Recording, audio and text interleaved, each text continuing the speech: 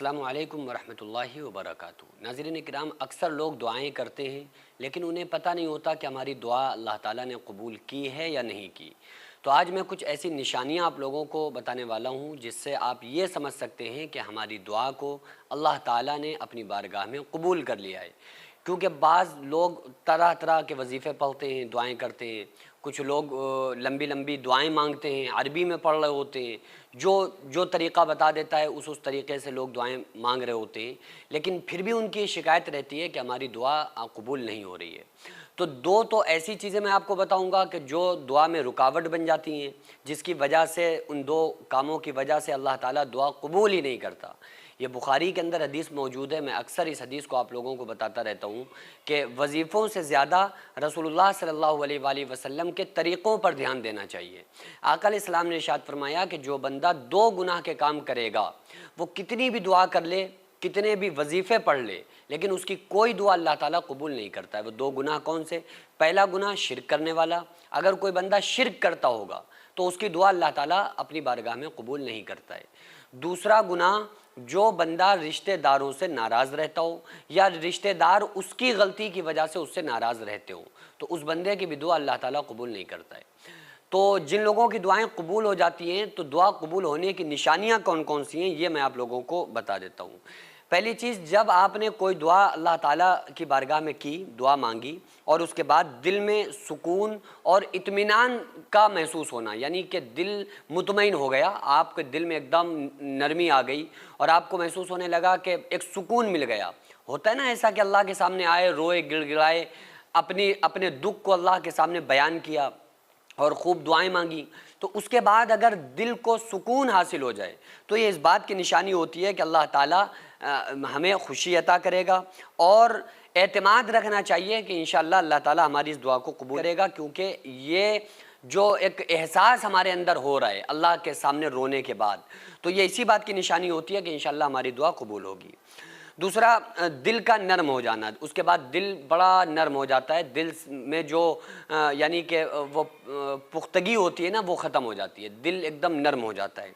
اس کے علاوہ دل میں یقین کا پیدا ہو جانا، دل میں آپ کو یہ یقین ہو جائے گا کہ بھئی ہماری دعا یہ اللہ نے قبول کر لی ہے۔ اللہ کے اوپر ایسا اس درجے کا اعتماد ہونا کہ دل میں یقین آ جائے، دل میں یہ ہو جائے کہ اللہ تبارک و تعالیٰ نے ہماری دعا کو قبول کر لیا ہے۔ اس کے علاوہ گناہوں سے نفرت اور نیکی کی رغبت،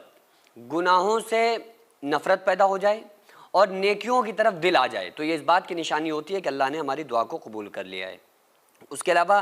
ظاہری اثرات میں کبھی ایسا ہوتا ہے کہ ہم نے کسی دعا کو مانگا تو اللہ تعالیٰ نے فوراً ہمیں اس دعا کو قبول کر لیا اور وہی چیز ہمیں عطا کر دی، اور بعض مرتبہ ایسا ہوتا ہے کہ ہم دعا میں کچھ مانگ رہے ہوتے ہیں لیکن جو مانگ رہے ہوتے ہیں وہ نہیں ملتا ہے، لیکن اللہ تعالیٰ مومن کی دعا کو قبول ضرور کرتا ہے۔ تو وہ چیز تو ملی نہیں تو دعا کیسے قبول ہوئی؟ تو اس کا مطلب یہ ہوتا ہے کہ بھلے وہ چیز جو ہم مانگ رہے تھے ہمیں نہیں ملی، لیکن اس کی وجہ سے اللہ تعالیٰ بڑے خطرناک حادثات سے بھی بچا لیتا ہے، بعض مرتبہ بڑی بیماریوں سے بھی بچا لیتا ہے، بعض مرتبہ ہمیں اس سے بھی بہتر چیز عطا فرما دیتا ہے جو چیزیں ہم مانگ رہے ہوتے ہیں۔ ظاہر سی بات ہے کہ اللہ تعالیٰ ہمارے بارے میں ہم سے زیادہ جانتا ہے کہ ہمیں کس چیز کی زیادہ ریکوائرمنٹ ہے، ہم کیا چاہتے ہیں، یہ اس بارے میں ظاہر ہے کہ اللہ سے زیادہ بہتر کون جانتا ہے جس نے ہم سب کو پیدا کیا ہے۔ سوچیں کل قیامت کے دن جب ہر انسان اپنے اعمال کا محتاج ہوگا تو آپ کے لیے جنت میں ایک شاندار محل تیار ہوگا، کیونکہ آپ نے اللہ کے گھر کی تعمیر میں حصہ لیا تھا۔ یہ مسجد اور مدرسہ صدیوں تک عبادت، قرآن، آذان اور علم کا مرکز بنے گا۔ وہ ہر سجدہ، ہر تلاوت، ہر دعا آپ کے لیے صدقہ جاریہ بنے گی۔ رسول اللہ صلی اللہ علیہ وآلہ وسلم نے فرمایا، جو اللہ کے لیے مسجد بنائے اللہ اس کے لیے جنت میں گھر بنائے گا۔ بھائیوں اور بہنوں، کیا آپ چاہتے ہیں جنت میں اللہ آپ کے لیے گھر بنائے؟ آپ کے پاس بڑا ہی سنہرا موقع ہے، ہم مسجد اور مدرسے کے لیے زمین خرید رہے ہیں۔ آن روڈ ہونے کی وجہ سے زمین کی قیمت تقریباً 2 کروڑ ہے، لیکن ٹائم ہمارے پاس بہت ہی کم ہے،